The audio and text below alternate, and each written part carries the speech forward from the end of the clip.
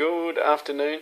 My name's Glenn Guilfoyle and I'm the Principal at The Next Level. Thanks for joining us here at salessystem.com.au, and today I'd like to walk you through a bit of a journey through a glossary for lovers of sales science.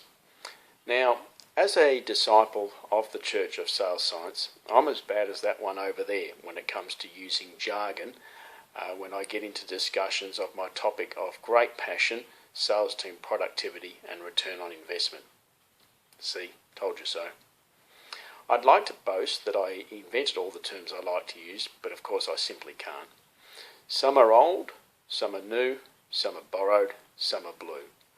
And the thing that strikes me about these sorts of terms as used by heads of sales throughout corporate Australia is the wide and variable definitions that seem to be attached to them. So I'm not sure if anyone has attempted it before, but here's my crack at a bit of a glossary. First up, sales team optimization. Now this term is all around the analytics that align the sales team design and process to the designated customer base and prospect pool to ensure maximum productivity and return on investment. It is in fact the science of engineering the sales team to a sales process in the name of directing effectiveness of the available resource for maximum revenue.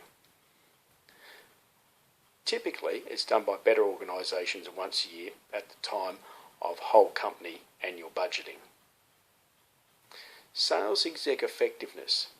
Now in theory, sales exec effectiveness kicks in once the optimisation's been done. So once the whole team is operating in an optimised environment, then the individual execs within that team can best avail themselves of individual upskilling either on the hard technical skills or the soft sales and people skills to increase their overall skill and knowledge level. And so the sorts of mechanisms that start off with recruitment profiling, competency matrices, and go all the way through to being supported by training, coaching, mentoring at the individual level are the things that relate to sales exec effectiveness. Next term, sales team productivity. Now sales team productivity is a direct output of both sales team optimization and sales exec effectiveness and relates to the efficiency and also the effectiveness aspect of the visits being conducted by the sales execs. And this is against the backdrop of a finite capacity of visits to be executed as executed against the customer base for best customer coverage and the prospect pool for best prospect penetration. Quite simply, it can be thought of as the systems that drive sales execs to be visiting the right people at the right time, the right frequency, with the right solution delivered within the right framework, business partnership framework. Sales team mobilization. Now this term relates to the life cycle aspects of bringing a group of sales execs together in the form of marshalling a sales team.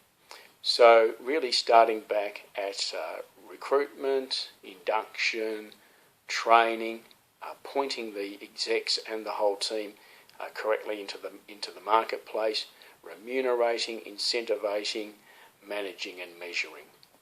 It's often attached to a financial aspect and brings into line terms to do with cost of sales, cost to serve, and can be broken down even as far as cost of visit and cost of minimum account management to reach a break-even point as it relates to customers. And then that term, sales team mobilisation, lends itself to the next term, sales team return.